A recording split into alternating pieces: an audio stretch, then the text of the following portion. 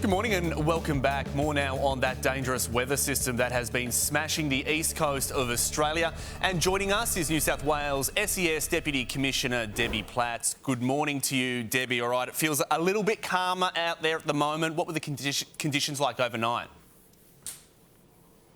Well, thankfully, in most areas across New South Wales, particularly the coastal fringe, the weather system has eased, but we still have some damaging surf, we still have damaging winds that are out and about, and in some areas there's still some light rainfall.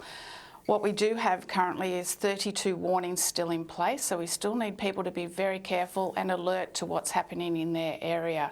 We are also monitoring some river systems because we are seeing some rises in those river systems since the heavy rainfall earlier in the week. So the watch points for us are areas that are low-lying in the North Richmond area and those along the Peel River out near Tamworth.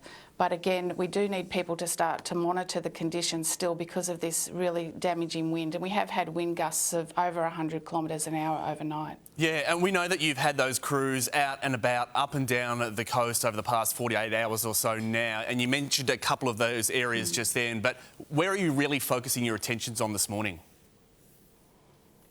Well, this was a very widespread and damaging system that we've had this week. So our crews, over 2,000 New South Wales State Emergency Service volunteers have been out and about right along the east coast of New South Wales. And together with our emergency services partners and also with assistance from the ACT State Emergency Service, they've attended almost 4,000 jobs this week. And we still, over the past 24 hours, have had 1,400 calls for assistance. And as people wake up, we expect those to rise. So predominantly the main parts that were hit this week were the Hunter and Mid-North Coast area, some parts of Sydney, and then the Illawarra region right down the south coast to Bega.